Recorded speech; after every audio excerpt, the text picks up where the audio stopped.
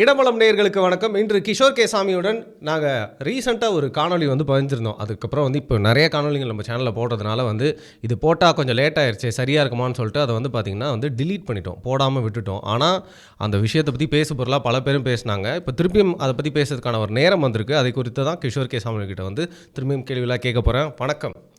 நம்ம உதயநிதி அவர்கள் தூத்துக்குடி போனப்போ பார்த்திங்கன்னா நடந்த விஷயங்கள்லாம் பற்றி ஒரு விஷயம் பேசி வச்சுருந்தோம். ஆனால் அதை பதிஞ்சிட்டோன்னே போடாமல் கொஞ்சம் காலதாமதம் ஆயிடுச்சு அப்படிங்கிறனால அதை நம்ம யூஸ் பண்ணாமல் விட்டோம். ஆனால் இன்றைக்கி பார்த்திங்கன்னா எனக்கு அதை பற்றி சில விஷயங்கள் கேட்கணும்னு தோணுச்சு. கலைஞர் வினா விடை போட்டி அப்படின்னு உங்களுக்கு தெரியும். திராவிட போர்வாட்களை இன்டர்நெட்லேயே உலாவ விடுறதுக்காக பயிற்சி பட்டறைகள்லாம் நடந்துகிட்ருக்கு. அதோட இறுதியாக வினா விடை போட்டியில் கனிமொழி அவர்களோட தலைமையில் நடந்துச்சு. அப்போ முதல்வர் ஸ்டாலின் அவர்கள் கலந்துட்டு அங்கே இருக்கிற மாணவர்கள்லாம் அதாவது படித்தவங்களெல்லாம் பாராட்டினார். அதில் குறிப்பாக தன்னுடைய தங்கை இதே மாதிரி நிறைய விழாக்கள் எடுக்கணும், நடத்தணும் அப்படின்னு பேசிட்டு ஒரு விஷயம் சொல்லியிருந்தார். கனிமொழி பார்த்திங்கன்னா பழகிறதுக்கு கனிமொழி, ஆனால் பாராளுமன்றத்தில் அப்படின்னு போயிட்டால் கர்ஜிக்கும் மொழி அப்படின்னு சொல்லி பாராட்டியிருந்தார். அவரோட வார்த்தையெல்லாம் மனசுலேருந்து வர மாதிரி தான் இருந்துச்சு, பார்க்குறதுக்கு வாயிலேருந்து வர மாதிரியே இல்லை. ஸோ அதை பார்க்குறப்போ ஏன் உங்களை மாதிரி எதிர்ப்பாளர்கள்லாம் இல்லாத ஒரு கதையை முடிஞ்சு விட்றீங்க அப்படின்னு கேட்க தான் தோணுச்சு. அதாவது ரெண்டு விஷயம். ஒன்று என்னென்னா, உன் சகோதரியை பாராட்டணும்னா உன் வீட்டில் பாராட்டிட்டு போ கூப்பிட்டு. ஆனால் இனிமேல் வெறும் ஒரு மேடை போட்டு, அதாவது உன் சகோதரியை பாராட்டுறது மேடை போட்டு, உன் மகனை பாராட்டுறது மேடை போட்டு, இதுக்கு மேடை போட்டு பாராட்டிக்கிட்டு இருக்க. உன் பையனை நீ ஏன் பாராட்டுறது, உன் பையன் உன்னை பாராட்டுறது, நீ உங்கள் தங்கையை பாராட்டுறது, இதுதான் நடந்துக்கிட்டு இருக்கு. சரியா? இனிமேல் அவங்கள ஒரு குடும்பம்னு அடைக்கிற முடியாதுங்க. அவங்க தமிழ்நாட்டுக்கு உண்டான குடும்பம், நம்மளுடைய பொது வேலைகளில் ஈடுபட்டுருக்காங்க. நம்ம குடும்பம் அவங்க. ஐயோ, தயவு செஞ்சு எங்கூடலாம் இந்த கேவலமான குடும்பத்தெல்லாம் ஈக்குவேட் பண்ணிடாதீங்க. எந்த விதத்தில் சொல்கிறேன்னு புரியுதா? முதல்வர், துணை முதல்வர், எம்பி அப்படிங்கிற மாதிரி பிரதிநிதியாக இருந்துட்டோம். அந்த குடும்பத்தையும் நம்ம கூட ஏன் ஈக்குவேட் பண்ணுறீங்க? அது எங்கூட ஈக்குவேட் பண்ணாதீங்க. நீங்கள் வேணால் ஈக்குவேட் பண்ணிக்கோங்க உங்களோட. சரியா? இந்த சாக்கடை எதுக்கு எங்கூட ஈக்குவேட் பண்ணுறீங்க? பட் நான் என்ன சொல்ல வரேன் அப்படின்னா, நீ உன்னுடைய மகனை நீ பாராட்டுவது, உன்னுடைய சகோதரியை நீ பாராட்டுவது, இதையே நீ காலத்துக்கும் பண்ணிக்கிட்டு இருப்பீங்களா? இதை வீட்டுக்குள்ளே பண்ணிக்கோங்களேன். இது எதுக்கு மேடை போட்டு பண்ணிக்கிட்டு இருக்கீங்க? சரியா? ஒன்று. ரெண்டாவது, உண்மையிலேயே பாராட்டு என்றால் நீ உண்மையான அங்கீகாரத்தை அவருக்கு அளித்து விட்டு அதுக்கப்புறம் நீ அந்த பாராட்டை செஞ்சுருக்கணும். என்ன அங்கீகாரம் அளிக்கல சொல்லுங்க? என்ன அங்கீகாரம் கொடுத்துருக்கீங்க? அண்ணன் எழுந்துக்கிறமா, தங்கச்சி கொஞ்சம் உட்காந்துக்குமான்னு சொல்லிட்டு சிஎம் போஸ்ட்டை கொடுக்க முடியும் சொல்லுங்க. சரி, நான் எழுந்துக்கிறேன், என் பையனுக்கு நான் சிஎம் போஸ்ட் தரேன் அப்படின்னு கருணாநிதி கொடுத்தாரா? இல்லைங்க, அதற்கான காலத்தை எடுத்துக்கிட்டாரு. சொந்த மகனுக்கு கொடுத்தாரா? இல்லை. தான் வீல் சேரில் போயிருந்தாலும் போயிட்டு இருப்பேன், ஆனால் நான் மகனுக்கு கொடுக்க முடியாது தானே இருந்தார். ஏன்னா மகனோட லட்சணம் என்னென்னு அவருக்கு தெரியும். சரியா? இன்றைக்கி தமிழகம் புரிஞ்சிக்குது. ஆனால் அன்றைக்கே கருணாநிதி அதை புரிந்து வைத்திருந்தார். உண்மையிலேயே கருணாநிதி ஒரு தீர்க்கதரிசி இந்த விஷயத்தில். தான் மகன் யார் என்னன்னு தெரியும். ஒரு கடைஞ்செடுத்த அட்டகத்தி அப்படின்றதும் தெரியும். அப்படி இல்லைங்க. இதில் ஏன் நான் முரண்படுறேன் அப்படின்னா, சாரி இன்டர் பண்ணுறதுக்கு, 2 மகன்கள் கட்சியில் இருந்தாலும் ஒரு மகனை தான் தேர்ந்தெடுத்து மேயர் பதவியிலேருந்து வளர்த்து விட்டுக்கிட்டே இருந்தார். கடைசியில் பார்த்தீங்கன்னா செயல் தலைவர் ஆகிற வரைக்கும் கூட இருந்தார். கிடையாது. இல்லை, செயல் தலைவர் ஆகிற வரைக்கும் சரி, துணை முதல்வர் ஆக்கினார். அதுக்கு முன்னாடி ஓகேவா ஆக்கினாரு? அவர் கடைசியாக முதல்வராக இருந்தப்போ மத்திய அமைச்சர் ஆக்கி. ஆமாம், இவங்க போய் சண்டை போட்டாங்க, புரோட்டோகால் இவருக்கும் வேணும் அப்படின்றதுனால இவர் துணை முதல்வர் ஆக்கினார். இல்லைன்னா அதுவும் கிடையாது. சரியா? இப்போ நம்முடைய கேள்வி இங்கே உள்ளபடியே என்ன அப்படின்னா, கருணாநிதி கடைசி வரைக்கும் ஸ்டாலினை தலைவராகவும் ஆக்கலை. தான் 2006 2011 முதுகு தண்டு அறுவை சிகிச்சை செய்த அந்த ஒரு 3 மணி நேரமா 2 மணி நேரமா, அந்த 3 மணி நேரம் கூட அவர் பார்த்துக்கிட்டோன்னு பொறுப்பை அவர்கிட்ட ஒப்படைக்கல. அதுக்கு கூட நம்பலை. 3 மணி நேரத்துக்கு கூட கருணாநிதி ஸ்டாலினை நம்பவில்லை என்பதுதான் உண்மை. சரியா? சரி, இதெல்லாம் ஒரு பக்கம் வைப்போம். நம்ம இப்போ கனிமொழி விஷயத்துக்கு வருவோம். இவர் பாராட்டுறார் இல்லையா? இந்த பாராட்டு என்பது உதட்டளவில் இருக்கக்கூடியது தான். இது உள்ளத்திலேருந்து வந்ததுன்னு நீங்கள் நினைக்கிறீங்களா?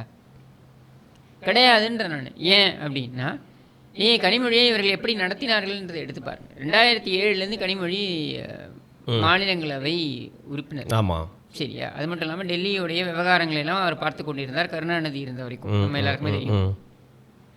நீராராடியா டேப்ஸ்லேருந்து ஆரம்பித்து எல்லாத்தையுமே நம்ம பார்த்துருப்போம். அதுலேயே பார்த்தீங்கன்னாக்கா கனிமொழி தான் பேசியிருப்பாங்க. மொழிபெயர்ப்பு செஞ்சு, ஏன்னா அவங்க அப்பாவுக்கு புரியாதுன்னு இவங்க மொழிபெயர்ப்பு செஞ்சு இவங்க பேசியிருப்பாங்க. இதெல்லாம் நம்ம பார்த்துருக்கோம். பர்காடத்துடைய டேப்ஸ் இதெல்லாமே பார்த்துருக்கோம். சரி, இதெல்லாம் ஒரு பக்கம் வைப்போம். கருணாநிதியுடைய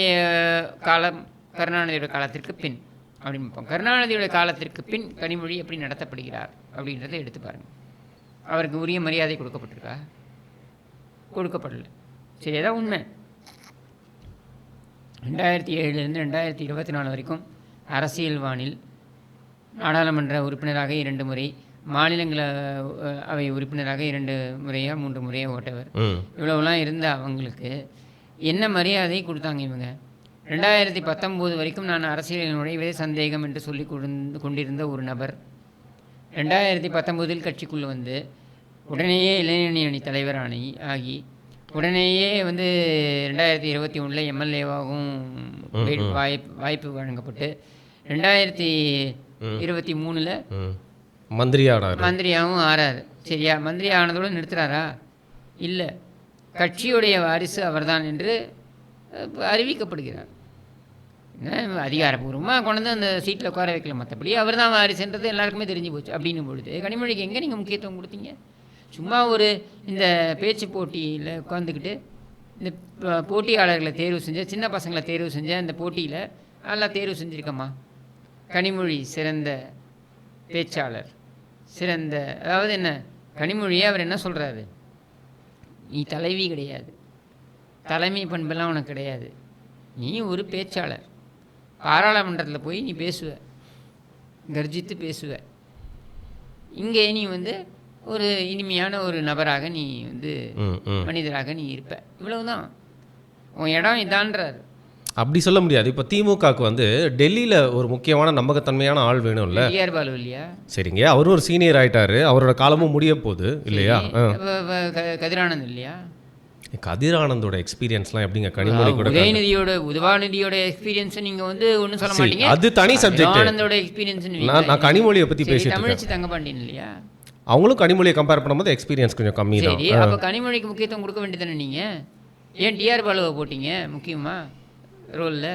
இல்லை, என்ன மாதிரி செய்திகள்லாம் அடிப்படுது அப்படின்னா அடுத்த முறையெல்லாம் டிஆர் பாலுக்கு உண்டான வாய்ப்பெல்லாம் தரத்துக்கு. சரி, டிஆர் பாலுக்கு விட்டுலன்னா டிஆர் பாலு பையனை நீங்கள் அமைச்சராக்கிங்க, அதனால் தரமாட்டீங்க, வேற ஒருத்தர் ஆக்க போகிறீங்க. அங்கே அப்படி ஆக்கினாலும் நீங்கள் கனிமொழிக்கு முக்கியத்துவம் தருவீங்களான்றதான கேள்வி. உதவாநிதிக்கு கொடுக்கக்கூடிய அந்த முக்கியத்துவத்தை விட கூடுதலான முக்கியத்துவத்தை, அதாவது உன் குடும்பம்தான் இங்கே உட்காந்தாகணும்னு தலையில் எழுதியிருக்கு, சரியா? அது உட்காந்து தொலையுது. அதுலேயாவது குறைந்தபட்ச ஒரு நேர்மையை கடைபிடிச்சிருக்கு. நேர்மைக்கும் உங்கள் குடும்பத்துக்கும் சம்மந்தம் கிடையாது, அது வேறு விஷயம். குறைந்தபட்ச அறத்துக்கும் குடும்பத்துக்கும் கூட சம்மந்தம் கிடையாது. எதையுமே பேச முடியல. இந்த குடும்பத்தை எடுத்திங்கன்னா நேர்மை, அறம், நற்பண்பு எதையுமே பூர்த்தி பார்க்க முடியல. பாருங்கள், எதோடையுமே பூர்த்தி பார்க்க முடியல. ஆனால் எதோடையுமே பூர்த்தி பார்க்க முடியலன்னா கூட நான் கேட்குறது என்னென்னா, குறைந்தபட்ச சரி என்று பார்க்கக்கூடியது என்ன? அப்புறம் கருணாநிதியுடைய மகள் என்று பார்க்கப்படக்கூடிய அரசியலில் அனுபவம் வாய்ந்த, அரசியலில் பல தொடர்புகளை, அதாவது அரசியல் தொடர்புகள்னு எடுத்துக்கிட்டீங்கன்னாக்கா பல்வேறு கட்சிகள், நீங்கள் பாஜகவில் இருக்கக்கூடிய நபர்கள், அருண்ஜேட்லி இருக்கும்போது அருண்ஜேட்லியோட நல்ல ஒரு ரேப்போ வச்சுருந்தாங்க அவங்க. இவங்க நிதின் கட்கரியோட நல்ல ரேப்போ வச்சுருந்தாங்க அவங்க. அமித்ஷா பார்த்தீங்கன்னாக்கா வேறு எந்த யாருக்குமே விஷ் பண்ண மாட்டார், யாருக்கும் பர்த்டே விஷ் பண்ண மாட்டார். ஆனால் இவங்களுக்கு மட்டும் விஷ் பண்ணுவார். சரி, அந்தளவுக்கு அவங்க நல்ல ரேப்போ வச்சுருக்காங்க. அதே மாதிரி இங்கே குலாம் நபி ஆசாத் இருந்த வரைக்கும் குலாம் நபி ஆசாதோட ஒரு நல்ல ஒரு ரேப்போ வச்சுருந்தாங்க காங்கிரஸில். இப்போ காங்கிரஸில் இருக்கக்கூடிய மூத்த தலைவர்களோடையும் நல்ல ஒரு ரேப்போ. கூட்டணி சம்மந்தமாக ஏதாவது ஒரு நெருடல் அப்படின்னா, ஏதாவது பேசணுன்னா கூட கனிமொழியை தான் கூட்டு பேச வைக்கிறார் ஸ்டாலின். இப்போ சபரீசன் அந்த இடத்துல நுழையணும்னு பார்க்குறாப்புல. ஓ, அவர் டெல்லிக்கு போகலான்னு பார்க்குறாரா? அவர் போய் எல்லாம் ட்ரைப்லாம் பண்ணுறாப்புல. டெல்லிக்கு போகணும்னு இல்லை, போய் நம்ம என்னென்ன தெரிஞ்சு, பதவி இல்லைனாலும் நம்மளுக்கு லாபி இருக்கணும் அப்படின்னு. சரியா? கேள்வி என்னென்னா, கனிமொழிக்கு கொடுக்க வேண்டிய முக்கியத்துவத்தை நீங்கள் கொடுத்தீங்களா? உரிய முக்கியத்துவத்தை கொடுக்கல. ஒரு பேச்சாளர் போட்டிக்கு தேர்வு செய்கின்ற ஒரு ஜட்ஜ், அவ்வளவுதான். நீ எங்க கவிஞர் கனிமொழி என்னதான் இருந்தாலும் சரியா எழுந்திட்டு போட்டோம். So what? அதுக்கும் அரசியலுக்கு என்ன சம்பந்தம்? இல்லை, இப்போ நாளைக்கு திராவிட போர்வாள்களாக நிறைய இடத்துல பேச போகிற ஸ்பீக்கர்ஸ்லாம் திராவிடத்தை பரப்புறாங்க, திமுக இளைஞர்கள்லாம் பேச போகிறாங்க அப்படின்னா, இந்த பேச்சு போட்டிக்கு தேர்வு செய்கிற ஆட்களை மட்டும் நீ பார்த்துக்க. எம்எல்ஏக்களை தேர்வு செய்வதை அரசியல் அரிச்சுவிடே தெரியாமல் என் பையன் பார்த்துப்பான். புரிஞ்சுதா? பேச்சு போட்டிக்கு தேர்வு செய்கிற வேலையை நீ பாரு. உன்னை நான் ஒப்புக்கு பாராட்டிட்டு போவேன்.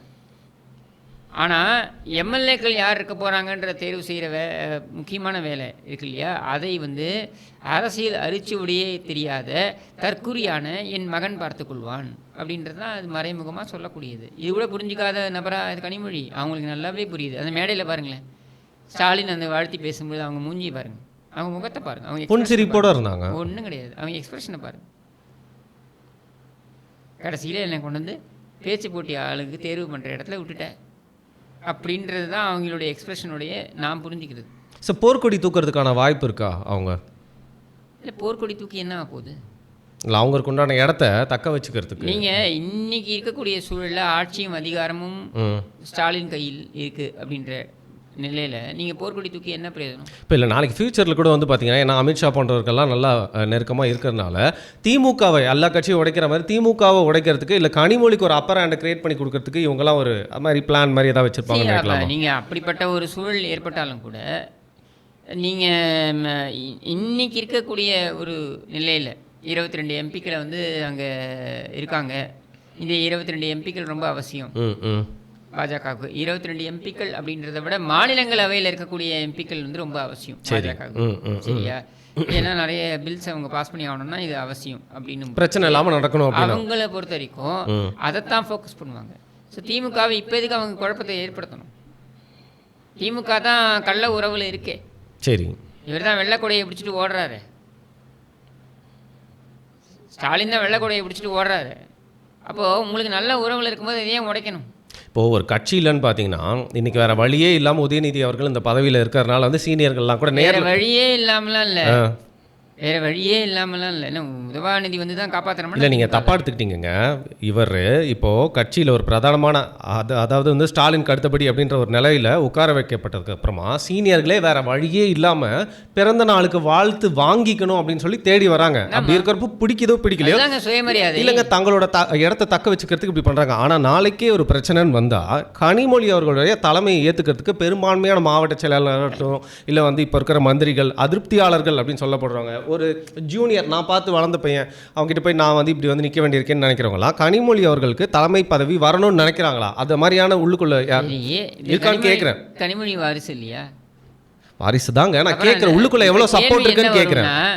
இந்த வாரிசா அந்த வாரிசான்னு பார்க்கும்பொழுது இந்த வாரிசுட்டு இப்போ அதிகாரம் இருக்குது, இதை ஆதரிச்சுட்டு போவோம். அவங்க தான் வந்து ஓப்பனாகவே மேடையில் வந்து சொல்கிறானே இந்த குடும்பம் தான் நமக்கு சரி வரும். சரி, மக்கள் யாரும் சரி வராது. கடைக்கோடி தொண்டர்களை எடுத்துக்கலாம், மக்கள் எடுத்துக்கலாம். கடைக்கோடி தொண்டர்களை நீங்கள் ஒரு பொருட்டாவே திமுக எடுத்தது கிடையாது. இல்லை, அவங்களோட மனநிலை என்னவா இருக்குன்னு பார்க்குறாங்க. இருக்கும் ஒன்றும் கிடையாது. கனிமொழி அவர்கள் வந்தால் நல்லா இருக்கும்னு யோசிக்கிறாங்களா நிறைய பேர்? அவன் ஏன் அதெல்லாம் யோசிக்க போகிறான்?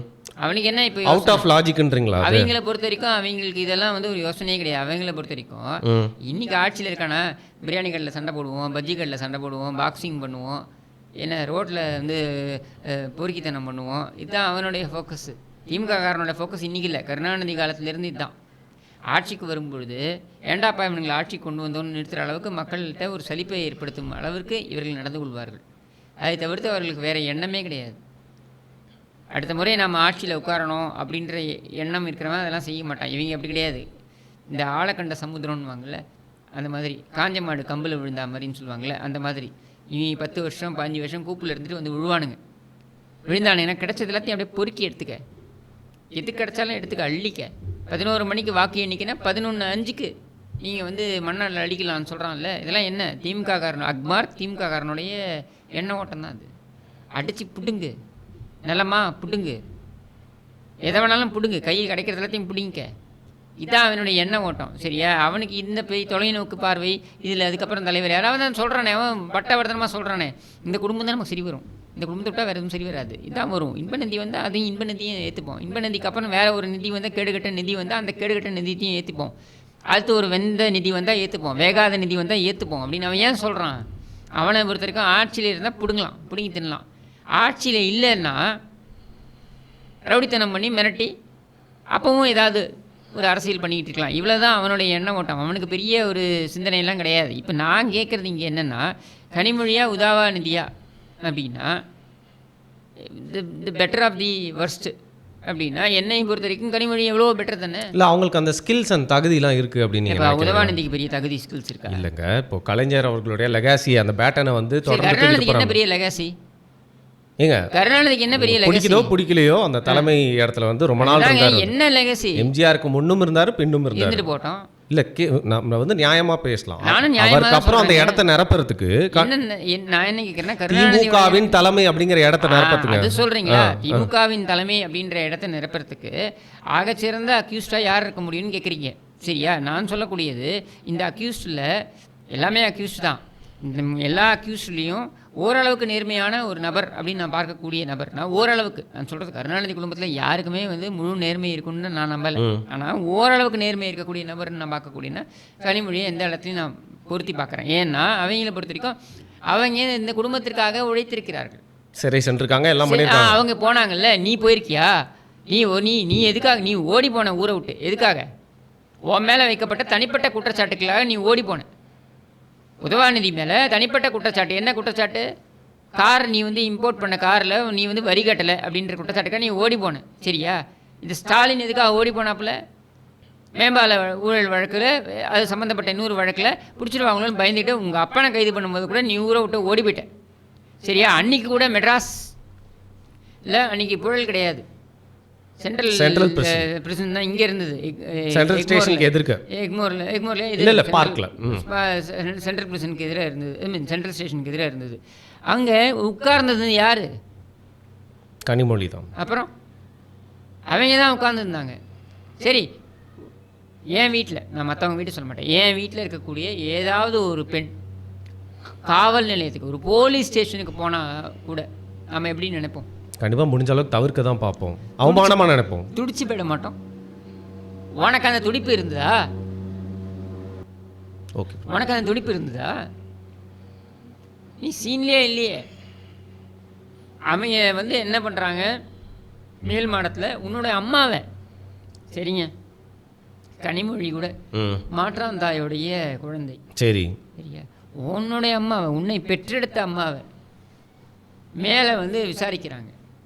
கீழ் மாடத்தில் கூட்டணி பேச்சுவார்த்தை, 63 தொகுதியை மிரட்டி வாங்குறாங்க, காங்கிரஸ் வாங்குறாங்க. சரியா?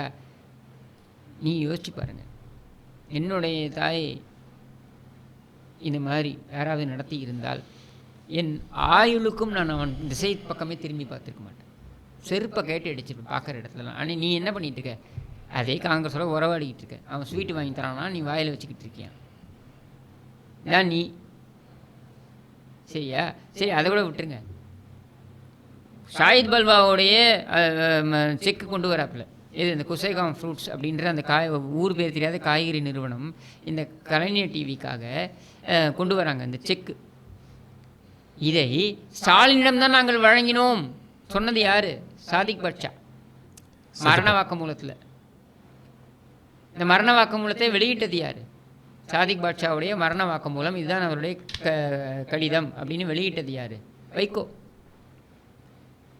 சரியா? இந்த மரண வாக்குமூலத்தில் என்ன சொல்லுது? ஷாஹித் பால்வாவும் நானும் கொல்கத்தாவிலிருந்து நாங்கள் சென்னைக்கு வந்தோம்.